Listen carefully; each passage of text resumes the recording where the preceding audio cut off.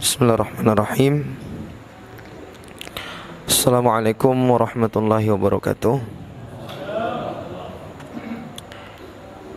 Alhamdulillah hamdan katsiran tayyiban mubarakan fi mubarakan alaihi kama yuhibbu rabbuna wa yarda.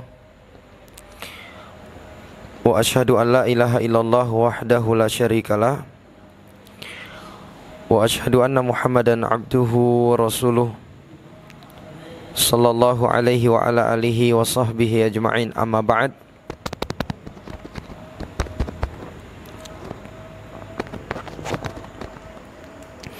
Para jamaah yang dimuliakan Allah, walhamdulillah, puji dan syukur marilah kita panjatkan kepada Allah Subhanahu wa ta'ala atas berbagai limpahan nikmat dan karunia yang Allah Azza wa Jalla curahkan kepada kita semua hingga saat ini.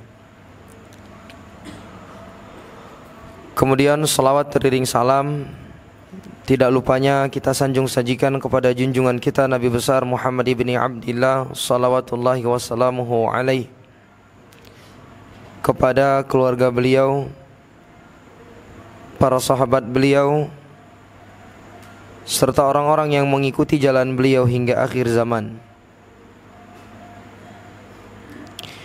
Para jamaah yang dimuliakan Allah, alhamdulillah kembali Allah Subhanahu wa ta'ala memberikan kesempatan kepada kita semua untuk bisa berkumpul di tempat yang mulia ini, salah satu dari rumah Allah, dalam rangka mendekatkan diri kepada Allah Subhanahu wa ta'ala. Kita semua berharap dan memohon kepada Allah, semoga kiranya pertemuan kita ini diberkahi oleh Allah, membawa kebaikan untuk dunia dan akhirat kita. Amin ya rabbal alamin. Para jamaah yang dimuliakan Allah, kita lanjutkan kembali pengajian rutin kita membahas tentang arkanul iman, rukun iman. Dan kita sudah masuk di rukun iman yang kedua, yaitu iman kepada malaikat. Dan di pertemuan sebelumnya telah kita simak bersama beberapa poin penting berkenaan tentang iman terhadap para malaikat. Di antaranya adalah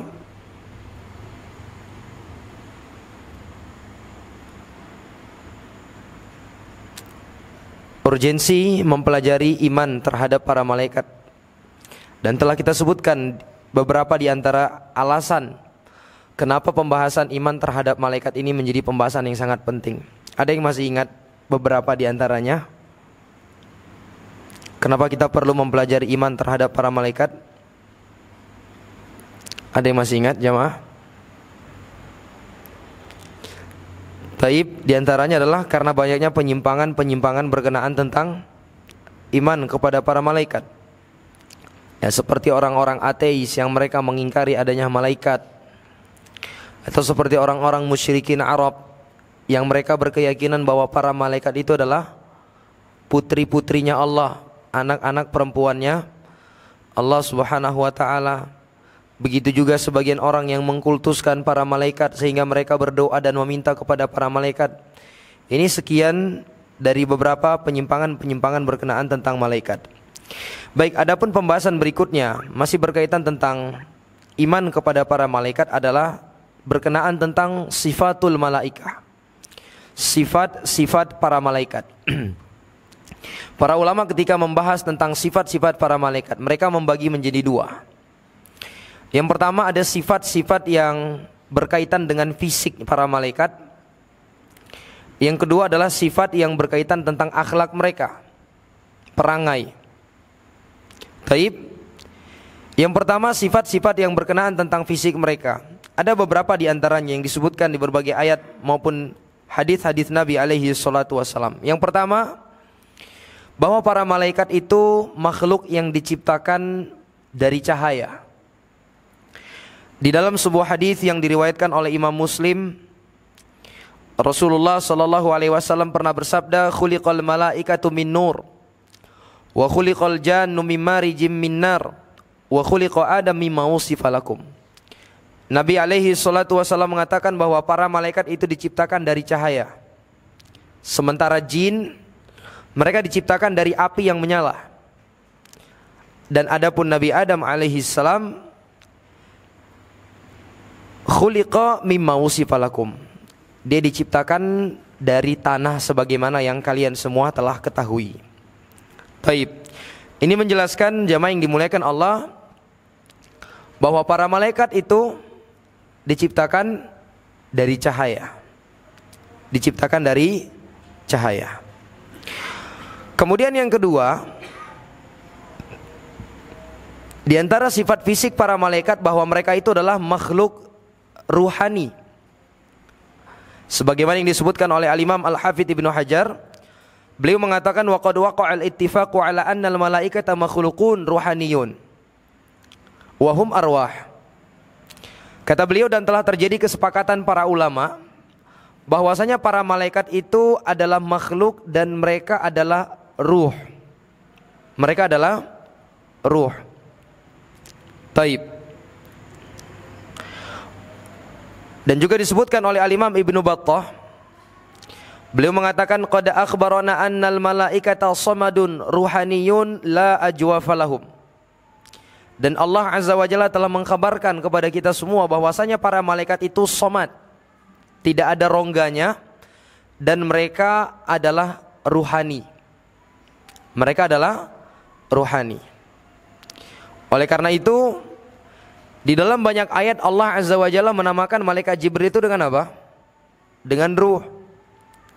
Di antaranya Allah Subhanahu wa taala berfirman, "Nazzala bihir ruhul amin." Dan Al-Qur'an itu dibawa turun oleh Ruhul Amin. Siapa yang membawa Al-Qur'an turun? Malaikat Jibril alaihi salam, sebagai malaikat yang bertugas sebagai pengantar wahyu.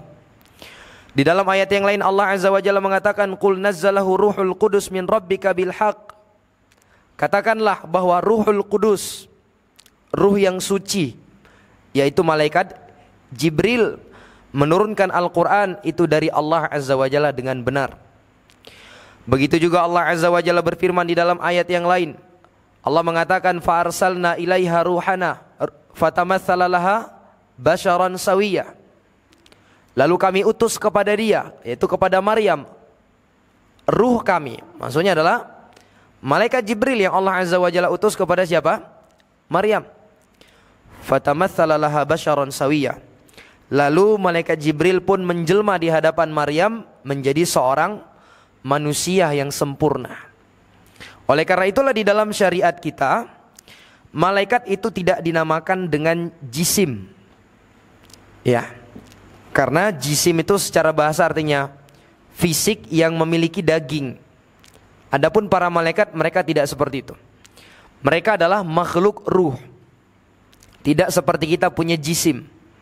Kita punya ruh dan kita juga punya jisim. Adapun para malaikat, mereka hanya memiliki ruh. Mereka hanya memiliki ruh. Baik.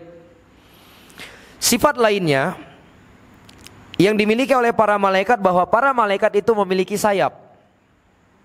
Para malaikat memiliki sayap. Dan ini di beberapa ayat Allah Azza wa Jalla menjelaskan hal tersebut.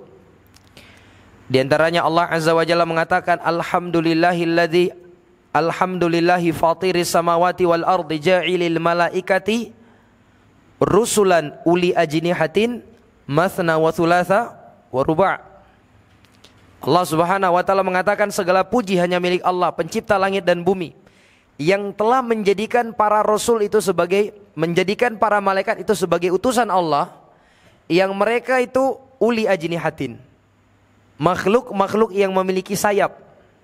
Ada di antara mereka yang sayapnya mathna, dua-dua. Ada yang tiga-tiga, dan ada yang empat-empat. Yazidu fil khalqi ma yasha'u innallaha ala kulli syai'in qadir. Dan Allah Subhanahu wa taala menambahkan pada ciptaannya apa yang Allah kehendaki, dan Allah Azza wa Jalla Maha berkuasa atas segala sesuatu. Begitu juga di dalam hadis Rasulullah sallallahu alaihi wasallam pernah bersabda, "Wa innal malaikata la tad'u ajnihataha ridhan li talibil ilmi." Sesungguhnya para malaikat itu membentangkan sayap-sayap mereka lantaran ridho kepada mereka yang mempelajari agama Allah Subhanahu wa taala. mereka-mereka yang berkumpul di suatu tempat mempelajari agama Allah. Para malaikat, bukan hanya Allah yang ridho kepada mereka, para malaikat juga ridho kepada mereka. Sehingga mereka mengembangkan sayap-sayap mereka. Karena pekerjaan yang dilakukan oleh mereka yang belajar ilmu agama adalah pekerjaan yang sangat mulia. Taib. Begitu juga tatkala Nabi alaihi salatu wasallam mensifatkan malaikat Jibril. Malaikat Jibril itu jamaah yang dimuliakan Allah, memiliki berapa sayap? Berapa? Malaikat Jibril 600. Nabi alaihi salatu wasallam mengatakan walahu sittu mi'ati janahin kullu janahin minha qad saddal ufuq. Bahwasanya malaikat Jibril itu memiliki 600 sayap. Dan satu sayap itu sudah dapat menutupi antara langit dan bumi. Satu sayapnya. Coba bayangkan. Malaikat Jibril punya 600 sayap.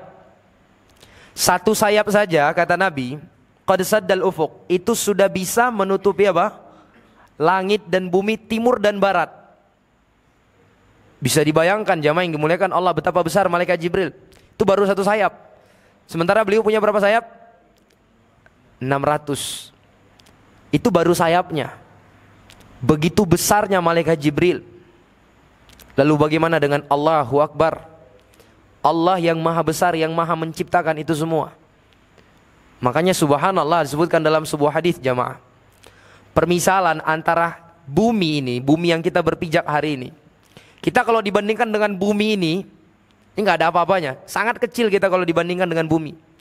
Lalu disebutkan dalam sebuah hadis, bumi ini jika dibandingkan dengan kursi Allah Subhanahu wa taala, itu perbandingannya bagaikan sebuah kelereng yang diletakkan di tengah padang pasir yang begitu luas. Coba bayangkan. Itu perbandingan bumi dengan kursi. Lalu kursi Allah jika dibandingkan dengan arsy Allah, itu perbandingannya seperti perbandingan bumi dengan kursi. Arsy Allah itu begitu besar. Subhanallah. Arsy Allah itu begitu besar jamaah. Coba bayangkan, kita dibandingkan dengan bumi sangat kecil. Bumi dibandingkan dengan kursi bagaikan kelereng yang diletak di mana? Fi ardil falah, di padang pasir yang luas. Di padang pasir yang begitu luas. Lalu kursi Allah itu ditafsirkan oleh Abdullah bin Abbas, maudhi'u qadamai rabbi, tempat berpijak kedua kaki Allah. Nah, kursi Allah jika dibandingkan dengan arsy, itu perbandingannya seperti perbandingan bumi dengan kursi. Subhanallah, begitu besarnya arsy. Dan disebutkan di dalam Al-Quran, malaikat yang memikul arsy itu ada berapa jumlah malaikat? Ada berapa? Ada 8, Masya Allah. Ada hadiah nih Pak. Ini Pak, dapat hadiah. Disebutkan oleh Allah Azza wa Jalla di dalam Al-Quran, wa yahmilu arsya rabbika fawqahum yawma idzin tsamaniyah. Ada 8 malaikat yang memikul arsy Allah Subhanahu wa taala. Ada 8 malaikat yang memikul arsy. Dan disebutkan oleh Nabi bagaimana gambaran besarnya malaikat yang memikul arsy itu. Jarak antara pundaknya dengan telinga malaikat tersebut, pundak dengan telinga, itu perjalanan 500 tahun. Berapa? 500 tahun.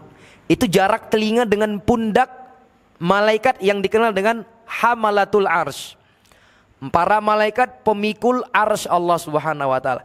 Dan tentunya Allah Subhanahu wa taala maha lebih besar daripada itu semua. Coba bandingkan, kita ini ternyata makhluk yang sangat kecil jemaah. Kita itu sangat kecil di mata Allah Subhanahu wa taala. Namun begitulah tabiat manusia ini. Kita yang sudah begitu kecil, nggak punya apa-apa, yang bergantung hanya kepada Allah, malah merasa sombong di kehidupan dunia ini. Merasa kita memiliki segalanya, merasa hebat. Padahal coba lihat tadi, perbandingan kita dengan bumi seperti apa kira-kira? Coba. Seperti apa? Iya nggak coba? Mungkin bagi yang pernah naik pesawat, kalau lihat dari atas ke bawah itu, jangankan orang, rumahnya kecil kali. Itu baru berapa ribu meter di atas kita jamaah. Coba bandingkan. Kalau dilihat dari atas bumi ini kalau dibandingkan dengan kita. Begitu juga bumi dibandingkan dengan kursi, kursi dibandingkan dengan ars. Lalu tentunya kita yakin, saya yakin-yakinnya Allah maha lebih besar daripada itu semua. Kita ini sangat kecil jemaah. Sangat kecil. Tidak ada yang patut untuk kita sombongkan di kehidupan dunia ini. Nggak ada yang patut untuk kita banggakan sebenarnya jemaah. Kita ini hamba yang sangat kecil. Cuma memang kita itulah namanya manusia. Kadang kita lupa diri, nggak sadar diri, merasa hebat. Padahal hakikatnya dia nggak punya apa-apa. Itulah kita. Taib. Begitu juga disebutkan jamaah yang dimuliakan Allah. Di antara dalil yang menjelaskan tentang bahwa para malaikat itu memiliki sayap adalah kisah tentang ayahnya Jabir bin Abdullah, yaitu Abdullah bin Haram, yang mana beliau meninggal di perang Uhud. Sehingga pada waktu itu ada seorang wanita menangisi Abdullah bin Haram. Maka lalu Nabi alaihi salatu wasallam pun mengatakan, tabkina aw la tabkin mazalatil malaikatu tudhilluhu bi ajnihati hatta rafa'tumu. Engkau tangisi dia ataupun tidak, malaikat akan senantiasa menaunginya dengan sayapnya sampai kalian mengangkatnya.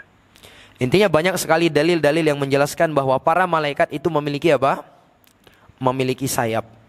Namun para jamaah yang dimuliakan Allah, jangan kita bayangkan dan kita anggap sama kalau sayap malaikat itu sama seperti sayap burung. Ini salah. Tidak bisa kita meyakini seperti itu. Karena Allah Azza wa Jalla hanya menceritakan kepada kita bahwa para malaikat itu punya sayap. Tapi Allah nggak pernah bilang bahwa sayapnya mereka sama seperti sayap burung. Sementara kalau kita berbicara tentang para malaikat itu, kita berbicara tentang makhluk yang gaib yang kita nggak bisa saksikan. Dan untuk mengetahui perkara gaib hanya dengan Al-Quran dan hadis Rasulullah Sallallahu Alaihi Wasallam. Sehingga keyakinan kita cukup meyakini bahwa para malaikat itu punya sayap. Gimana sayapnya mereka? Jawabannya wallahu a'lam bissawab. Dan jumlah sayap mereka itu beragam. Ada yang seperti Allah sebutkan tadi, matsnah wa thulatsa wa ruba'.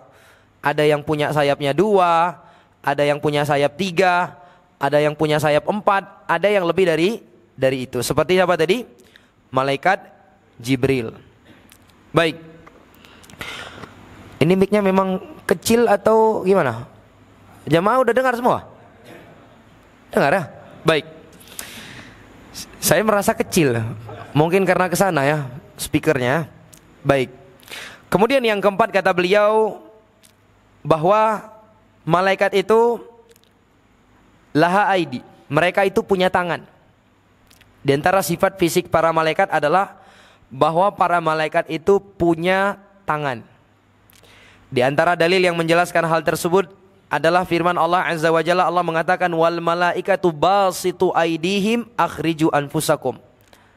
Sedang para malaikat memukul dengan tangan mereka sembari mengatakan keluarkanlah nyawamu. Ketika seseorang hendak dicabut nyawanya. Begitu juga Allah Azza wa Jalla mengatakan bi aidi safarah, di mana catatan tersebut ada di tangan para malaikat penulis, yaitu yang mencatat. Baik, begitu juga para jamaah yang dimuliakan Allah. Di antara dalil yang menjelaskan bahwa para malaikat itu memiliki tangan adalah hadis yang datang dari Abu Hurairah. Di mana Abu Hurairah radhiyallahu taala an pernah mengatakan, "Ya Rasulullah, inna idza ra'ainaka raqqat qulubuna wa kunna min ahli al-akhirah. Wa idza faraqnaka a'jabatna ad-dunya wa shamanna an-nisa wal aulad." Kata Abu Hurairah pernah mengadu kepada Nabi alaihi salatu wasallam, "Ya Rasulullah,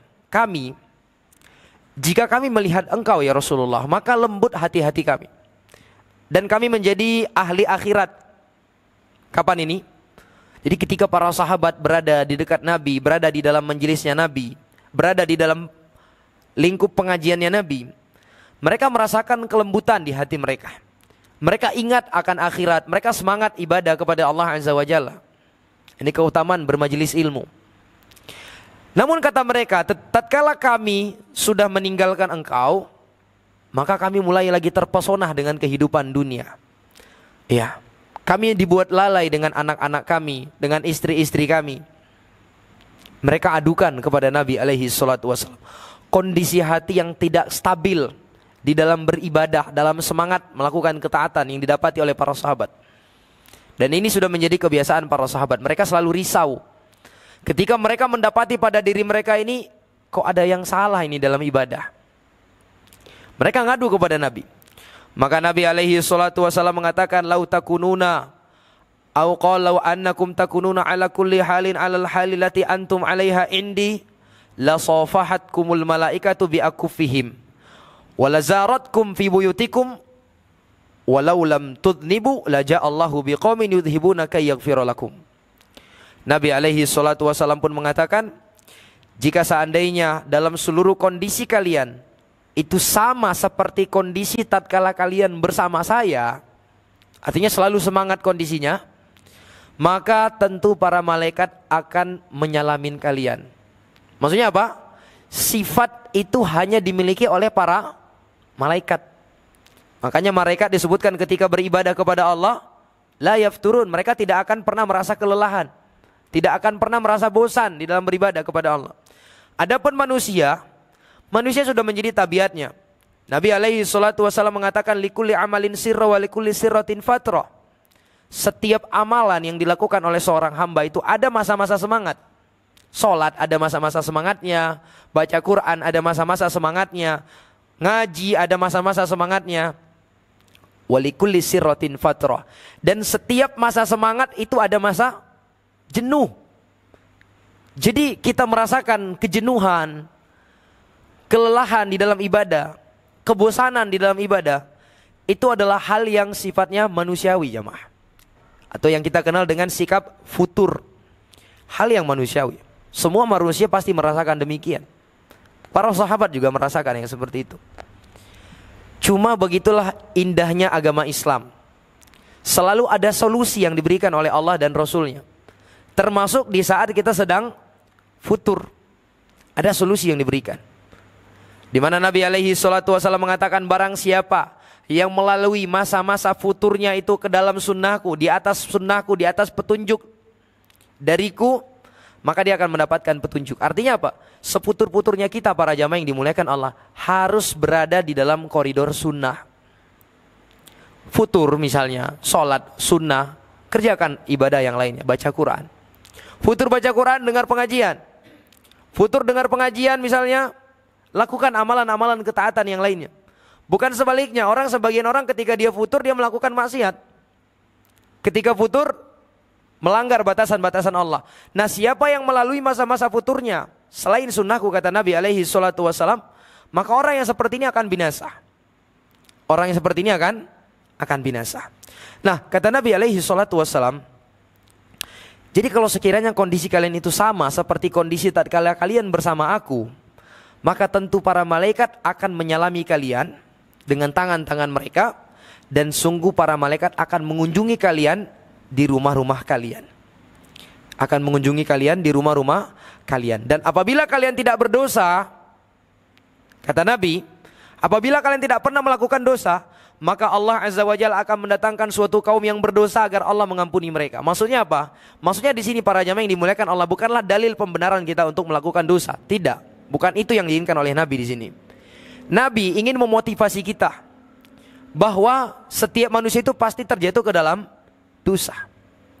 Dan ketika kita terjatuh ke dalam dosa dan kemaksiatan, kita jangan lupa bahwa kita punya Allah Azza wa Jalla yang maha mengampuni dosa-dosa hambanya, yang maha menerima taubat ketika hamba tersebut bertobat kepada Allah.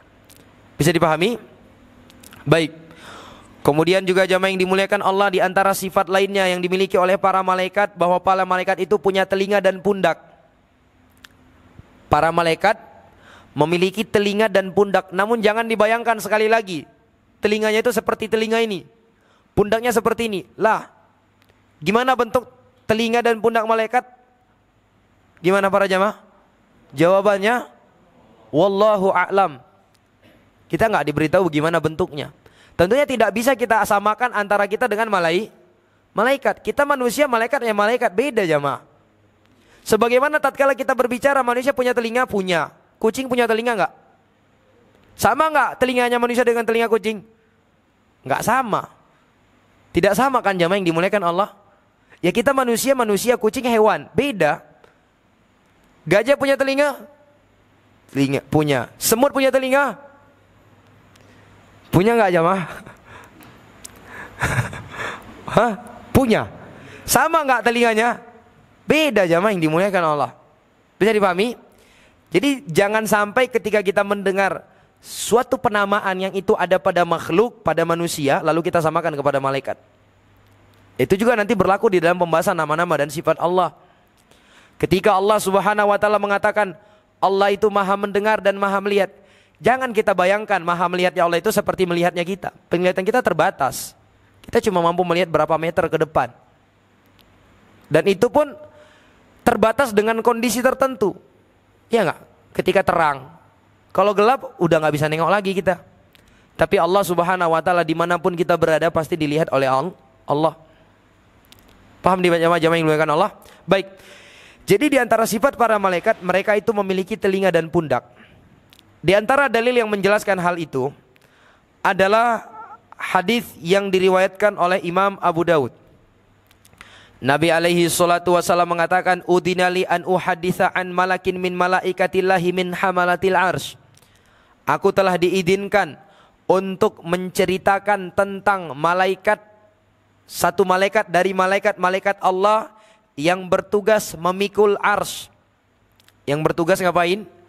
Memikul arsy. Innama baina syahmati udhunihi ila atiqihi masiratu sab'i mi'ati amin. Saya keliru, tadi 500 tahun saya bilang ya. Salah. Kata Nabi alaihi salatu wasalam bahwa malaikat yang bertugas memikul arsy itu jarak antara ujung telinganya dengan pundaknya sab'i mi'ati am. Perjalanan 700 tahun, bukan 500. 700 ternyata. Nambah 200 tahun lagi, Pak. Tahu kan maksudnya perjalanan 700 tahun? Jadi andai kita jalan maju terus ke depan selama 700 tahun, sejauh mana tuh kira-kira, Pak? Hah? Keliling dunia nggak? Udah keliling dunia tuh. Udah capek berkali-kali keliling dunia tuh. Sudah 700 tahun jalan terus. Jauh kali itu jamaah yang dimuliakan Allah. Segitulah jarak antara pundak dengan ujung telinganya. Besarnya luar biasa jamaah. Baik. Begitu juga disebutkan di antara sifat lain yang dimiliki oleh para malaikat bahwa para malaikat itu punya mata. Tapi lagi-lagi jangan samakan mata mereka dengan mata kita. Tentu berbeda. Ada di antaranya hadis yang menjelaskan hal tersebut. Taib, di antaranya adalah hadis ketika Nabi alaihi salatu wasallam mensifatkan malaikat Israfil. Nabi alaihi salatu wasallam mengatakan ka'anna ainaihi kaukaban durriyan. Seakan-akan kedua matanya itu kaukaban durriyan. Seperti kaukaban, artinya dua bintang. Durian, apa itu durian? Bukan durian lah. Yang bersinar artinya. Dua mata yang dimiliki oleh Israfil. Seperti dua mata yang bersinar. Ini menunjukkan bahwa para malaikat juga memiliki mata. Sifat lainnya bahwa para malaikat itu bisa menjelma. Bahwa para malaikat bisa menjelma. Tentunya menjelmanya para malaikat di sini dengan perintah dari Allah Subhanahu wa taala. Banyak dalil yang menjelaskan hal tersebut, di antaranya adalah hadis Jibril yang sangat masyhur ya. Di mana diceritakan oleh Umar bin Khattab. Bainama nahnu julusun inda Rasulillah sallallahu alaihi wasallam. Tatkala kami sedang duduk-duduk bersama Nabi alaihi salatu wasallam, datang seorang lelaki, syadidu bayadhi thiyab wa syadidu sawadi sya'r, yang memakai pakaian yang sangat putih dan berambut hitam mengkilat. La ya'rifu minna ahad wa la yura alaihi atharus safar. Dan orang ini tidak ada seorang pun di antara kami yang mengenalinya, kata Umar. Dan tidak pula terlihat padanya bekas orang yang baru melakukan perjalanan. Sehingga ini membuat apa? Heran Umar bin Khattab, membuat para sahabat bingung. Artinya apa? Kalau tidak ada orang yang mengenalinya pada waktu itu tandanya dia bukan orang situ. Nah kalau dia bukan orang situ, dimaklumi perjalanan di masa dahulu itu tidak seperti perjalanan kita di masa sekarang. Kita sekarang berangkat dari Calang ke Banda Aceh, baju kita masih bisa rapi, bisa. Orang naik mobil, ya enggak? Tapi kalau di masa dahulu orang melakukan perjalanan pasti kelihatan itu dari segi apa? Penampilannya. Namun subhanallah kata beliau tidak terlihat bekas-bekas perjalanan. Debu enggak ada, kusut enggak ada, keringat juga enggak. Lalu dia datang mendekat kepada Nabi. Fasnada rukbatai hila rukbatai. Dia mendekatkan, menempelkan antara lututnya dengan lutut Nabi. Taib. Wa wada'a kaffaihi ala fakhidhihi. Lalu dia meletakkan kedua tangannya di atas pahanya. Lalu dia bertanya, ya Muhammad akhbirni anil Islam. Wahai Muhammad, beritahukan kepada aku apa itu Islam. Maka Nabi alaihi salatu wasallam pun mengatakan, al-Islam antashhada alla ilaha illallah wa anna Muhammadar Rasulullah wa tuqimas shalah wa tu'tiyaz zakah wa tasuma Ramadan wa tahujjal bait in istata'ta ilaihi sabila. Islam itu adalah engkau bersaksi dua kalimat syahadat. Engkau menegakkan solat. Jadi Islam itu menegakkan apa? Solat. Kalau enggak mau solat, bukan Islam. Jamaah yang dimuliakan Allah, serius. Kalau enggak mau solat, bukan apa? Bukan Islam. Meskipun di KTP-nya masih tertulis Islam, itu hukum negara. Tapi kita sedang berbicara hukum apa? Hukum syariat. Orang yang enggak mau solat, itu tidak layak dikatakan sebagai orang Islam. Karena Nabi ketika ditanya tentang apa itu Islam, kata Nabi apa? Islam itu engkau bersaksi dua kalimat syahadat, engkau menegakkan solat. Engkau menegakkan apa? Solat. Dan meninggalkan solat ini jamaah, para ulama sepakat dosanya itu lebih besar daripada membunuh, merampok, berzina, narkoba, dan semisal dengannya. Lebih besar dosa meninggalkan apa? Solat. Namun hal yang sangat disayangkan hari ini sebagian kaum muslimin itu menyangka dan mengira bahwa meninggalkan sholat ini adalah hal yang remeh. Buktinya apa? Buktinya kalau kita mendapati ada seorang ayah, dia mendengar kabar anaknya ketangkap pakai sabu-sabu. Ini ayahnya ini pasti histeris ini. Iya nggak jamaah? Pasti luar biasa ini marahnya sama anaknya. Ditangkap nih jamaah. Tapi ketika si ayah mendengar anaknya nggak sholat, apa yang terjadi? Biasa-biasa aja. Ya nggak jamaah? Biasa-biasa aja. Seakan-akan nggak ada yang salah dengan anaknya. Ketika anaknya nggak sholat. Padahal dosa meninggalkan sholat itu jauh lebih besar daripada apa? Merampok, membunuh, berzina, ya, narkoba, selama dia tidak menganggap halal hal tersebut. Baik. Kemudian para jamaah yang dimuliakan Allah, setelah dijawab oleh Nabi tentang Jibril tadi, lalu Jibril bertanya lagi, akhbirni anil iman, beritahukan kepada aku apa itu iman. Maka kata Nabi, al iman antumina billahi wa malaikati wa kutubihi wa rusuli wal yaumil akhir wa tu'mina bil qadari khairi wa syarri. Iman itu adalah engkau beriman kepada Allah, beriman kepada malaikatnya, beriman kepada kitab-kitabnya, beriman kepada rasulnya, beriman kepada hari akhir, dan kau beriman kepada takdir yang baik maupun yang buruk. Lalu Jibril bertanya lagi, akhbirni anil ihsan, beritahukan kepada aku apa itu ihsan. Maka Nabi alaihi salatu wasallam mengatakan, al ihsan an ta'budallaha ka'annaka tarahu fa illam takun tarahu fa innahu yarak. Ihsan itu adalah engkau beribadah seakan-akan engkau lihat Allah. Maksudnya apa? Dia sudah sampai kepada jenjang musyahadah, di mana dia tatkala dia sholat, dia seakan-akan meyakini dengan sebenar-benarnya dia ini sedang berhadapan dengan Allah Azza wa Jalla. Kita sudah merasakan yang seperti ini jamaah. Tatkala kita sholat berdiri, kita merasa kita ini sedang berada di hadapan Allah, menghadap kepada Allah. Fa illam takun tarah, kalau engkau tidak mampu itu kata Nabi, fa innahu yarak, yakinlah engkau bahwa Allah Azza wa Jalla melihatmu. Lalu Jibril bertanya lagi kepada Nabi, akhbirni anis sa'ah, wahai Nabi, wahai Muhammad, beritahukan kepada aku tentang hari kiamat. Kapan kira-kira terjadi hari kiamat? Kata Nabi alaihi salatu wasallam, mal mas'ulu anha bi'alama minas sa'il. Tidaklah orang yang ditanya lebih tahu daripada orang yang bertanya. Maksudnya apa? Kalau yang bertanya saja, yaitu Jibril, nggak tahu, apalagi saya. Apalagi saya. Karena memang tidak ada seorang pun yang mengetahui perkara gaib kecuali siapa? Allah termasuk diantaranya apa? Pengetahuan tentang kapan terjadi hari kiamat itu nggak ada yang tahu kecuali siapa? Allah Subhanahu wa taala. Dan ini keyakinan yang nggak bisa ditawar-tawar jemaah. Apa itu? Keyakinan bahwa tidak ada yang tahu perkara gaib, perkara yang berkenaan tentang hari kiamat, kapan terjadi hari kiamat kecuali siapa? Allah. Sehingga kalau ada yang mengaku mengetahui, oh hari kiamat terjadi tahun 2012, sudah lewat Pak ya. Masya Allah. Itu dulu waktu kecil-kecil kita Pak ya. Rupanya orang yang bilang duluan kiamat sudah mati duluan ya. Subhanallah. Namun sangat disayangkan banyak dari kaum muslimin yang percaya. Banyak gak? Di antara jemaah ada yang gak percaya? Ada yang percaya kemarin?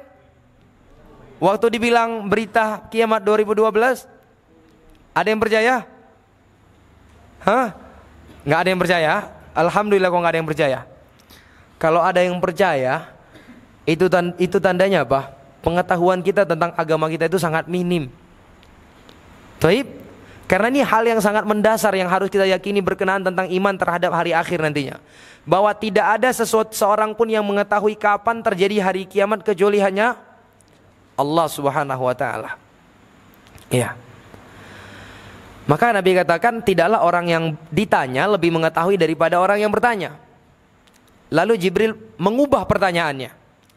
Jibril mengatakan, akhbirni an amaratiha. Kalau demikian beritahukan kepada aku tentang tanda-tanda hari kiamat. Maka kata Nabi alaihi salatu wasalam, di antara tanda-tanda dekatnya hari kiamat itu adalah antalidal amatu rabbataha wa antaral hufatal uratal alata ri'a asya yatatawaluna fil bunyan. Nabi sebutkan ada dua tanda. Tanda yang pertama adalah tatkala seorang wanita melahirkan tuannya. Tatkala seorang wanita melahirkan apa? Tuannya. Ada beberapa penafsiran para ulama terkait makna ini. Yang pertama ada yang mengatakan bahwa maknanya ini adalah terjadi pembebasan. Jayanya Islam itu mulai tersebar. Banyak negeri-negeri yang berhasil ditaklukkan oleh kaum muslimin, sehingga pada waktu itu banyak dari kaum muslimin itu yang memiliki budak-budak wanita. Sehingga budak wanita ketika dia digauli oleh tuannya lalu hamil dan melahirkan anak, itu anak siapa? Anak tuannya. Dan status anak itu budak atau jadi tuan? Jadi tuan. Sementara wanita tersebut tetap statusnya sebagai budak. Itu maknanya. Jadi wanita tersebut melahirkan majikannya sendiri. Melahirkan anak yang anak ini menjadi majikan dia. Karena dia budak, anak yang dilahirkan statusnya menjadi apa? Tuan dia. Penafsiran yang lain, para ulama mengatakan maknanya adalah banyaknya anak yang durhaka. Banyaknya anak durhaka. Jadi wanita ini seakan-akan melahirkan majikannya. Disebabkan apa itu? Kedurhakaan anaknya, yang tidak tahu berterima kasih kepada ibunya. Dan ini banyak jamaah yang dimuliakan Allah. Apalagi di masa kita sekarang ini semakin banyak jamaah. Coba lihat anak-anak gara-gara minta HP sama orang tua nggak dikasih, apa yang terjadi? Melawan nggak jamaah? Hah? Melawan lah. Yang salah siapa? Orang tua yang salah. Nggak pernah diajak anaknya ke masjid, nggak pernah ikut pengajian. Coba anaknya diajak pengajian, dengar hadis ini, nah besok-besok nggak berani melawan lagi itu. Iya nggak jamaah? Iya. Minta motor nggak dikasih, tendang-tendang orang tuanya. Ada yang seperti ini banyak jamaah. Iya. Nggak sedikit kasus kita dengar anak melawan orang tua, bahkan naudzubillah ada anak yang rela membunuh orang tuanya. Hanya gara-gara apa? Permintaan anak tidak dipenuhi oleh orang tua. Coba lihat. Ini tanda yang pertama. Ini tanda sudah dekatnya hari kiamat. Dan tanda ini sudah terlihat apa tidak? Sudah terlihat. Sudah terlihat. Tanda yang kedua, kata Nabi, wa antarul hufatal uratal asya ri'a asya yatatawaluna fil bunyan. Engkau akan melihat orang-orang Arab Badui, orang-orang perkampungan yang berkaki ayam, taib, yang tadinya mereka menggembala kambing, kemudian mereka berlomba-lomba untuk mendirikan bangunan. berlomba-lomba untuk mendirikan apa? Bangunan. Walaupun sebagian para ulama membawa makna ini kepada negara-negara Arab Saudi hari ini, negara-negara Arab, Dubai, Arab Saudi. Terlihat nggak jamaah bagaimana dahulunya mungkin orang-orang yang tinggal di daerah itu hanyalah penggembala kambing yang tidak beralas kaki. Coba lihat sekarang bagaimana bangunan-bangunannya begitu tingginya, luar biasa. Ya kan? Di antaranya Burj Khalifa sebagai bangunan tertinggi di dunia. Namun perlu dipahami jamaah yang dimuliakan Allah, mendirikan bangunan dan meninggikan bangunan secara asal bukanlah hal yang tercela. Dia masuk dalam perkara mubah. Masuk dalam perkara mubah, bahkan bisa menjadi terpuji apabila di situ punya kemaslahatan bagi kaum muslimin, ya seperti apa yang dilakukan oleh pemerintah Arab Saudi. Banyaknya hotel-hotel yang besar, megah di Mekah. Apakah itu tercela? Jawabannya tidak jamaah yang dimuliakan Allah. Justru itu memberikan manfaat kepada kaum muslimin. Coba bayangkan kalau sekiranya nggak ada hotel-hotel itu, kita berangkat umroh sana, mau nginap di mana kira-kira jamaah? Mau nginap di mana? Kan itu memberikan manfaat kepada kita. Bisa dipahami ya? Baik. Lalu setelah itu kata Nabi alaihi salatu wasalam kepada Umar, wahai Umar, atadri manis sa'il, tahukah engkau siapa yang bertanya itu tadi? Kata Umar, Allah wa rasuluhu alam. Allah dan Rasulnya yang tahu. Kata Nabi alaihi salatu wasalam, fa innahu Jibrilu atakum yu'allimukum dinakum. Yang datang tadi itu, yang kalian saksikan, yang nanya-nanya kepada saya itu, kata Nabi. Apa tadi ditanya? Tentang Islam, tentang iman, tentang ihsan, tentang kapan hari kiamat, tentang tanda-tanda hari kiamat. 5 pertanyaan ditanya sama Jibril. Itu tadi yang datang ke sini, yang kalian lihat seperti seorang lelaki itu adalah Jibril yang datang, kata Nabi. Subhanallah. Jibril yang datang kepada Nabi. Yu'allimukum dinakum. Tujuannya apa? Tujuan apa? Untuk mengajarkan kepada kalian urusan agama kalian. Adalah kalau kita lihat Jibril sini nggak ada jawab apa-apa. Jibril cuma nanya, yang jawab siapa? Nabi. Tapi Nabi katakan apa? Jibril ini datang ngajarin para sahabat. Kenapa? Karena kaidahnya kata para ulama, al-mutasabbib kal mubashir. Orang yang menjadi sebab itu hukumnya sama seperti orang yang terlibat langsung. Maksudnya apa? Jadi orang kadangkala memang bukan dia yang menyampaikan ilmu tersebut, tapi dia menjadi sebab tersampaikannya ilmu. Maka dia akan mendapatkan pahala yang sama seperti orang yang menyampaikan ilmu tersebut. Contoh dalam hal ini misalnya panitia kajian misalnya. Bukan dia yang menyampaikan ilmunya, dia tugasnya hubungin pematerinya, sediakan tempatnya, undang orang-orang, undang jamaahnya. Tapi di sini dia dapatkan pahala yang sama. Bahkan kadangkala mereka itu lebih besar pahalanya. Karena keikhlasan mereka lebih terjaga dibandingkan pematerinya. Pematerinya duduk nih di hadapan orang banyak nih jamaah. Keikhlasannya terganggu nih jamaah. Terganggu. Sementara pematerinya nggak dikenal siapa yang ngundang. Mana tahu jamaahnya. Subhanallah. Atau misalnya kita berada di pengajian ini. Kita punya kawan nih yang masih merokok. Kita jelasin ke dia hukum rokok, kita nggak bisa. Kita nggak hafal dalil, nggak hafal ayat, nggak hafal hadis. Caranya gimana? Kita pura-pura nanya sama Ustaz. Ustaz, gimana hukum rokok? Ustaznya nanti jawab. Ketika ustaznya jawab, ilmu yang dijawab sama ustaz itu tersampaikan kepada teman yang di samping dia. Maka orang yang bertanya tadi dianggap sebagai orang yang mengajarkan si temannya tadi. Walaupun caranya apa? Bertanya. Makanya kalau ada teman-teman di samping masih merokok, tanya aja nanti jemaah. Baik. Demikian jemaah yang dimuliakan Allah. Ini menunjukkan bahwa malaikat Jibril dan secara umum para malaikat itu bisa menjelma. Bisa apa? Menjelma. Di antara dalil lain yang menjelaskan bahwa para malaikat itu bisa menjelma adalah kisah siapa?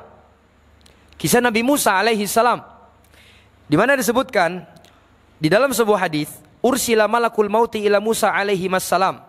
Falamma ja'ahu sokkahu faraja'a ila rabbi.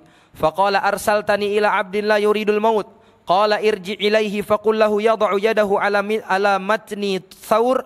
Falahu bima ghattat yaduhu bikulli sya'ratin sanah. Qala ay rabbi thumma madza qala thumma al-maut qala fal'an. Disebutkan bahwa para malaikat maut itu pernah datang diutus kepada Nabi Musa alaihi salam. Dan para ulama jelaskan di sini, awal sekali malaikat maut itu diutus dengan wujud manusia biasa. Karena memang untuk menguji. Untuk apa? Menguji Nabi Musa alaihi salam. Lalu tiba-tiba Nabi Musa kaget. Ada orang yang main masuk aja ke rumah beliau, taib, dan ingin mencabut nyawa. Ya, akhirnya Nabi Musa pukul orang tersebut. Tatkala Nabi Musa pukul, matanya keluar, jemaah. Matanya apa? Keluar mata malaikat tersebut. Nggak main-main Nabi Musa kalau pukul, ya Pak. Dalam sebuah kisah yang lain disebutkan apa? Beliau pernah memukul salah seorang dari suku Kipti. Sekali pukul langsung tewas di tempat. Dan itulah yang membuat Nabi Musa terpaksa harus kabur dari Mesir. Sehingga beliau terpaksa kabur ke negeri Madian. Padahal sebelumnya Nabi Musa ini tinggalnya di istana Fir'aun sampai usia 40 tahun sebagai anak angkatnya Fir'aun. Namun karena beliau menonjok suku laki-laki dari suku Kipti tadi, nggak sengaja langsung mati. Akhirnya Nabi Musa menjadi buron pada waktu itu. Akhirnya beliau pun lari ke suku Madian.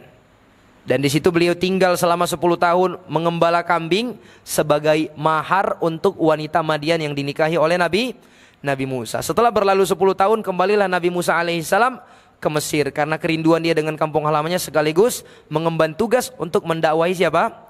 Fir'aun. Nah, di sini Nabi Musa pukul malaikat maut itu, keluar matanya. Lalu malaikat maut itu kembali kepada Allah dan mengadu, "Ya Allah, Engkau utus saya kepada seorang lelaki yang belum mau mati, ya Allah." Karena memang para nabi itu disebutkan kekhususan para nabi. Tidaklah para nabi itu dicabut nyawanya kecuali setelah diberikan pilihan. Semua nabi tidaklah mereka dicabut nyawanya kecuali diberi pilihan. Antara mati sekarang atau diberi penangguhan. Termasuk diantaranya Nabi kita alaihi salatu wassalam. Dan beliau lebih memilih untuk diwafatkan karena kerinduan beliau kepada Allah subhanahu wa ta'ala. Akhirnya Allah perintahkan malaikat tersebut kembali kepada Nabi Musa alaihi salam. Dan beritahukan bahwa kamu ini adalah malaikat maut. Dan suruh Nabi Musa alaihi salam meletakkan tangannya di pundak sapi. Taib, sebanyak apa bulu yang terkena oleh tangan Nabi Musa, setiap bulunya itu dihitung 1 tahun penambahan umurnya. Coba bayangkan, sapi kita taruh tangan kita, itu banyak bulu yang dapat ya. Setiap satu bulu, satu helainya nambah 1 tahun. Berarti kira-kira nambahnya berapa tahun itu jemaah? 1000 ada tuh, bisa jadi nyampe 1000 jemaah. Bisa jadi nyampai 1000, jempol aja udah hampir 100 bulu ini kena. Tapi Nabi Musa alaihi salam bertanya, setelah yang 1000 tahun sebagai penambahan ini nanti habis, apa yang terjadi? Ya mati juga. Ya kalau memang ujung-ujungnya mati, ya udah sekarang aja, kata Nabi Musa alaihi salam. Ini menunjukkan bahwa malaikat itu bisa menjelma. Dan terkait para nabi tadi diberikan pilihan sebelum dicabut nyawa, itu hanyalah kekhususan mereka. Adapun kita enggak. Fa idza jaa ajaluhum la yastakhiruna sa'atan wa la yastaqdimun. Ketika ajal itu sudah datang, enggak ada seorang pun di antara kita yang mampu menundanya walaupun sesaat. Enggak ada istilah bilang nanti dulu, saya belum taubat, nanti dulu saya belum sholat, nanti dulu saya belum sedekah, nanti dulu saya belum baca Quran. Enggak ada jemaah. Ketika malaikat itu datang, ya udah dicabut di saat itu. Mau sehebat apapun kita, nggak bisa kita menunda-nundanya. Makanya sebelum datang hari itu, manfaatkan sebaik-baik mungkin para jamaah. Baik, kemudian di antara sifat lainnya, dan ini yang terakhir karena sudah masuk waktu isya ya, bahwa para malaikat juga bakalan mati nantinya. Para malaikat juga bakalan mati. Dan itu masuk ke dalam keumuman firman Allah, kullu nafsin dha'iqatul maut. Setiap yang bernyawa pasti akan merasakan yang namanya kematian. Bahkan malaikat maut sendiri juga nanti akan mati. Bahkan kematian itu sendiri juga nanti bakalan disembelih bainal jannati wan nar, antara surga dan neraka. Di mana kematian itu nanti didatangkan dengan bentuk seekor apa? Kambing kibas. Lalu disembelihlah kematian. Bayangkan, kematian itu juga bakalan mati. Kematian bakalan mati. Setelah kematian itu disembelih, dikatakan kepada penduduk neraka, ya ahlan nar khuludun la mauta fiha, wahai penduduk neraka yang ada hidup kekekalan dan tidak ada kematian setelah ini. Yang kafir kekal di dalam neraka, iya dan billah, selama-lamanya. Begitu juga disebutkan kepada penghuni surga, ya ahlal jannah khuludun la mauta fiha, wahai penghuni surga yang ada hidup abadi, tidak ada kematian setelahnya. Subhanallah. Beruntunglah ketika seorang hamba nanti dimasukkan ke dalam surga, jamaah. Hidup abadi penuh dengan kenikmatan, gak ada capek-capek lagi pada waktu itu, jamaah. Kita sekarang lelah di dunia ini, nanti di surga gak ada, jamaah. Jadi gak masalah capek-capek di dunia ini. Sholat malam, kita keluarin harta kita sedekah, rajin-rajin baca Quran, misalnya berbuat baik, demi bisa masuk ke dalam surga. Kalau sudah bisa masuk ke dalam surga, luar biasa, jamaah. Dan disebutkan ahlal jannah la yanamun, penduduk surga itu tidak pernah tidur. Coba bayangkan. Ini hari ini di dunia, orang kaya pasti tidur nggak? Tidur. Tentunya dia kalau tidur, waktu dia untuk menikmati kekayaannya pasti berkurang. Benar kan? Iya. Tapi penduduk surga nanti tidak akan pernah tidur. Supaya apa? Supaya mereka bisa maksimal merasakan kenikmatan yang ada di dalam surga. Subhanallah. Semoga Allah Azza wa Jalla memasukkan kita semua ke dalam surganya. Amin ya rabbal alamin. Baik. Berhubung waktu Isya sudah masuk, kita cukupkan sampai di sini dulu. Insya Allah kita lanjut sedikit lagi nanti setelah salat Isya. Wallahu a'lam bissawab. Subhanakallahumma rabbana wa bihamdika asyhadu an la ilaha illa anta astaghfiruka wa atubu ilaik. Assalamualaikum warahmatullahi wabarakatuh. Bismillahirrahmanirrahim. Alhamdulillahi wassalatu wassalamu ala rasulillah wa ala alihi wa sahbihi ajma'in, amma ba'd. Para jamaah yang dimuliakan Allah, kembali kita lanjutkan. Di pertemuan tadi telah kita simak bersama beberapa penyebutan sifat-sifat fisik para malaikat, baik itu yang disinggung di dalam Al-Quran maupun di dalam hadis-hadis Rasulullah sallallahu alaihi wasallam. Baik, adapun sifat jenis yang kedua adalah yang berkenaan tentang akhlak ataukah perangai para malaikat. Disebutkan di antara sifat perangai para malaikat bahwa malaikat itu memiliki sifat malu. Malaikat juga memiliki sifat malu.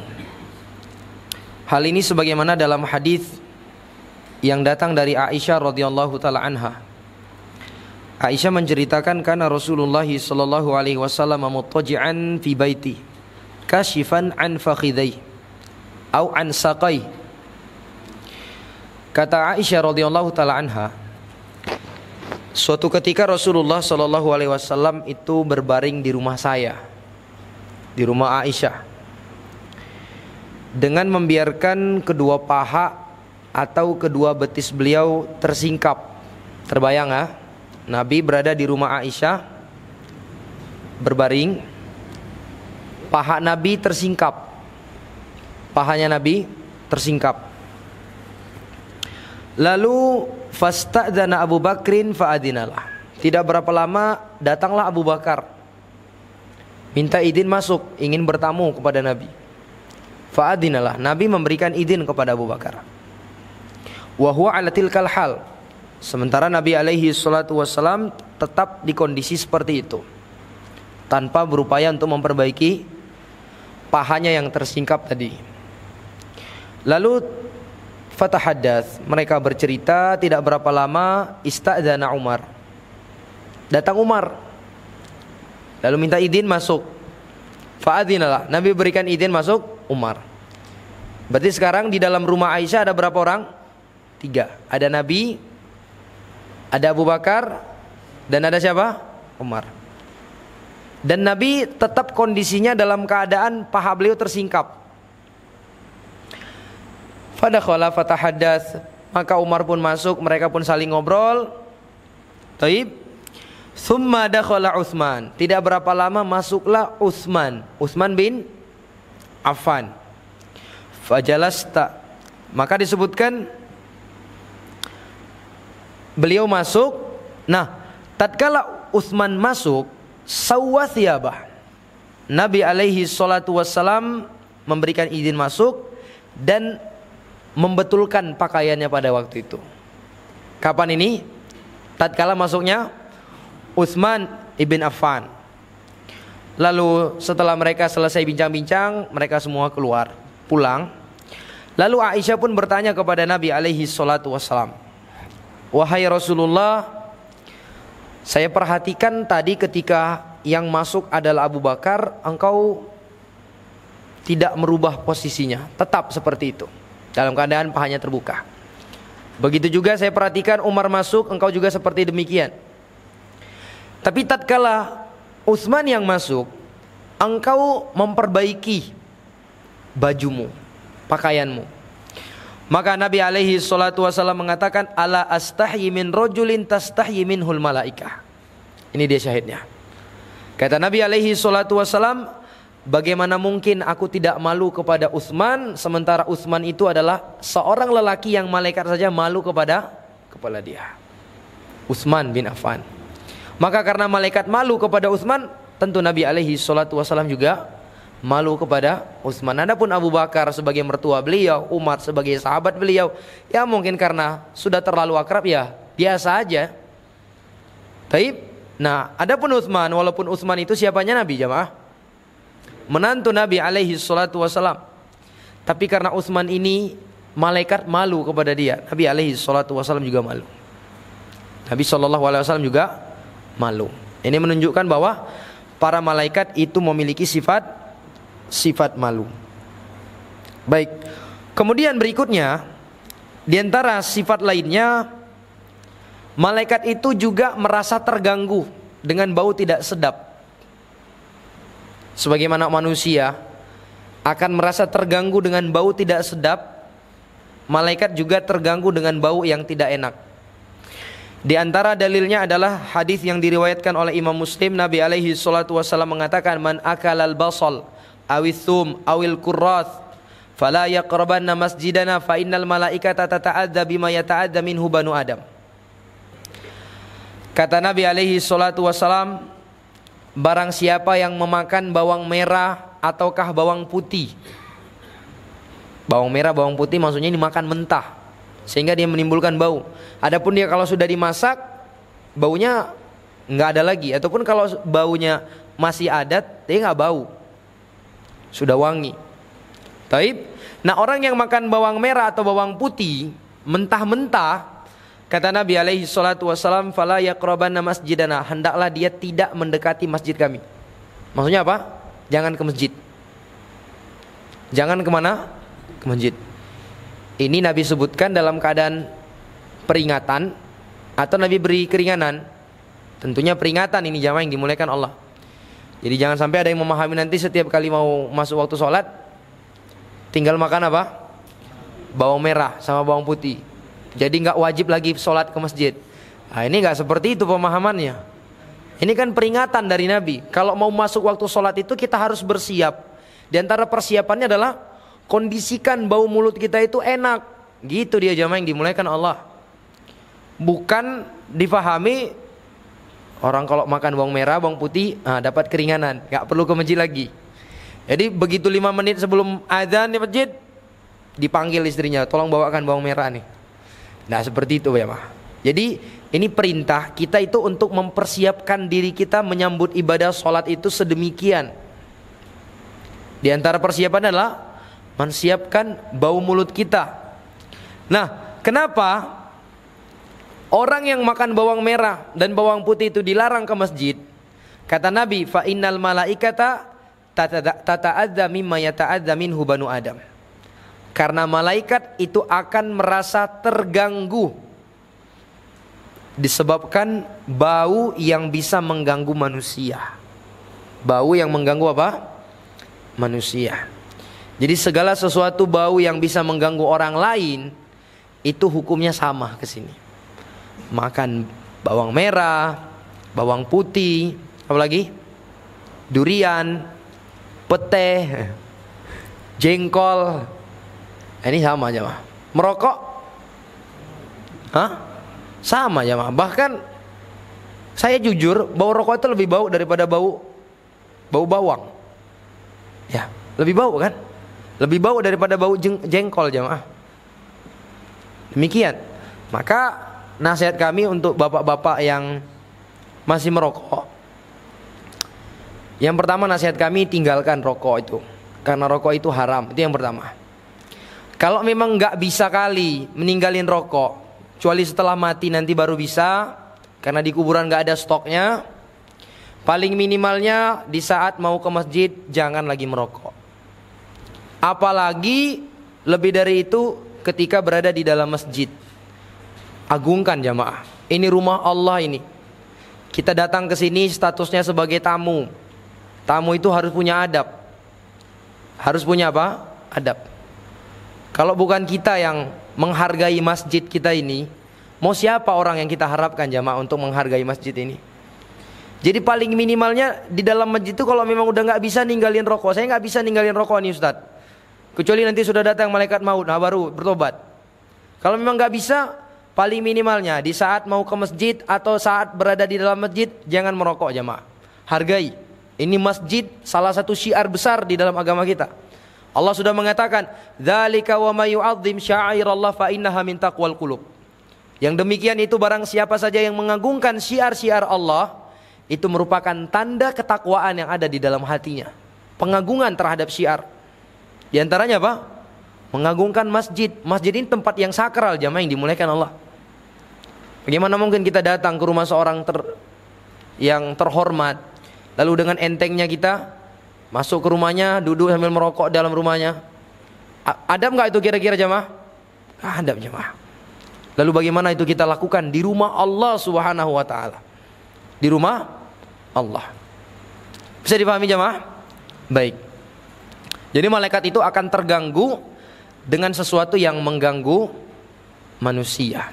Di antaranya adalah bau yang tidak sedap. Ya, terganggu malaikat. Kita ngerokok di masjid, malaikat terganggu jamaah. Terganggu. Ya.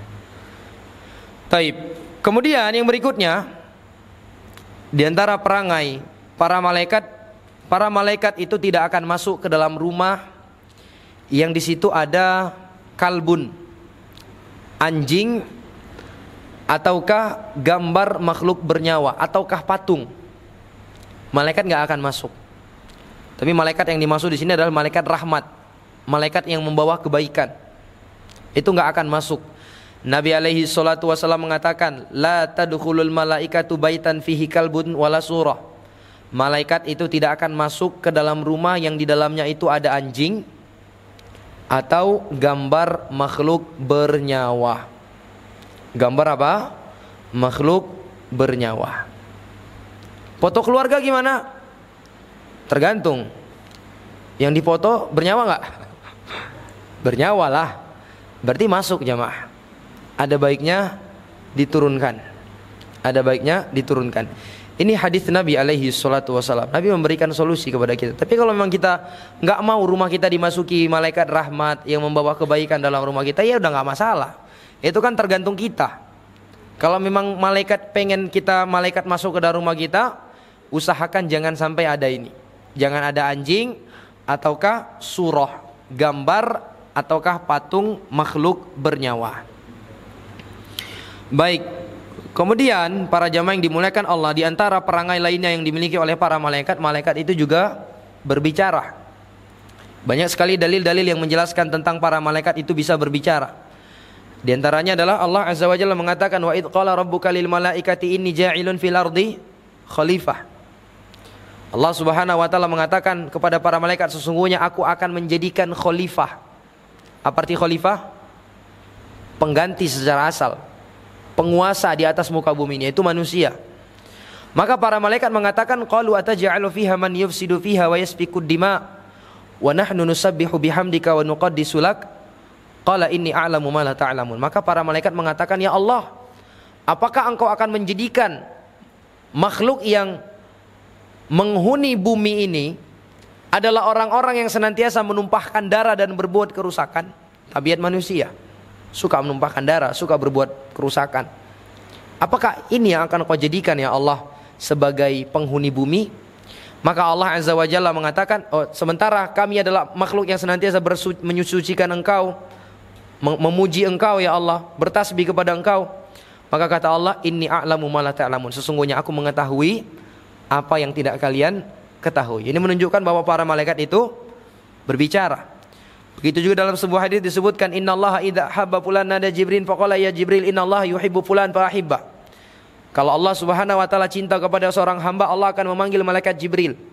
Lalu Allah mengatakan, wahai Jibril, sesungguhnya Allah cinta kepada si fulan, maka cintailah oleh engkau dia. Fayuhibbuhu Jibril, thumma nada Jibril fi ahli sama. Fis sama ya ahlas sama, innallaha yuhibbu fulan fa ahibbuhu. Lalu Jibril pun mencintai orang tersebut, lalu Jibril pun menyeru di langit dan mengatakan, wahai penghuni langit, sesungguhnya Allah cinta kepada si fulan, maka cintailah oleh kalian dia. Maka hamba tersebut pun dicintai oleh penduduk langit. Baik. Kemudian para jamaah yang dimuliakan Allah, di antara perangai lainnya yang dimiliki oleh para malaikat, bahwa malaikat itu bisa mendoakan keburukan dan kejelekan untuk seorang hamba.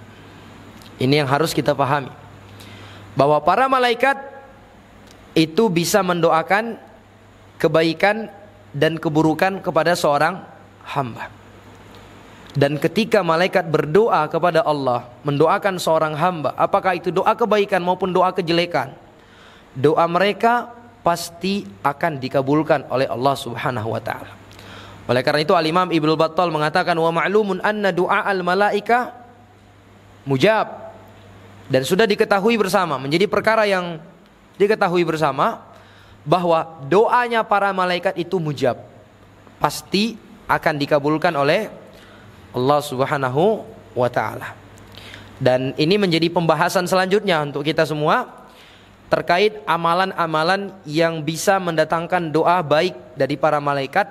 Dan sekian amalan dijelaskan. Ketika amalan tersebut dilakukan oleh seorang hamba, maka dia akan didoakan kebaikan oleh malaikat. Dia didoakan oleh kebaikan oleh malaikat. Di antaranya adalah ketika dia selalu berada di masjid, untuk selesai dia sholat, lalu menunggu sholat yang lainnya, dia senantiasa didoakan oleh malaikat, ya kan? Allahumma gfirlahu warhamhu, ya Allah ampunilah dia, ya Allah berikanlah rahmat kepadanya. Begitu juga diantara amalan-amalan yang mendatangkan doa malaikat apa jemaah? Menjenguk orang sakit. Disebutkan ketika seorang hamba menjenguk saudaranya yang sakit di pagi hari, maka ada 70.000 malaikat, 70.000 malaikat akan mendoakan orang tersebut sejak dia menjenguk saudaranya sampai memasuki sore hari. Kalau dia jenguk di sore hari, maka akan ada pula 70.000 malaikat yang akan mendoakannya sampai pagi hari. Ini diantara amalan-amalan yang membawa doa kebaikan bagi seorang hamba dari para malaikat. Di sana juga ada amalan-amalan yang bisa mendatangkan doa jelek dari malaikat. Di antaranya apa jemaah? Ya, seperti hadis yang pernah kita sebutkan di pertemuan sebelumnya. Tidaklah apabila seorang lelaki mengajak istrinya untuk melakukan hubungan suami istri, lalu si istrinya fa'abat, istrinya menolak tanpa ada alasan syar'i.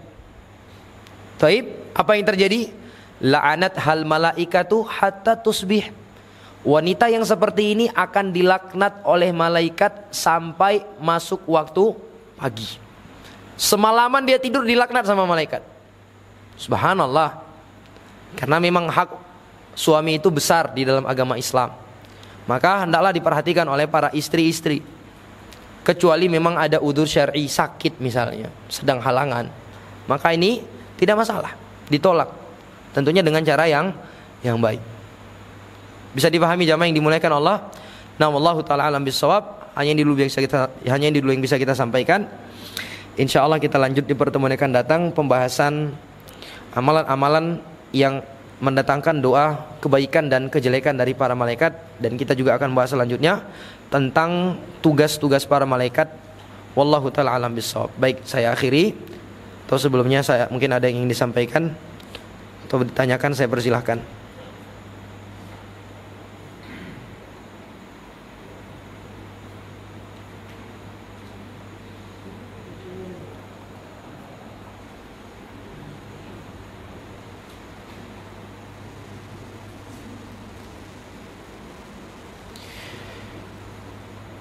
Baik, kalau tidak ada, kita cukupkan sampai di sini dulu. Subhanakallahumma rabbana wa bihamdika asyhadu an la ilaha illa anta astaghfiruka wa atubu ilaik.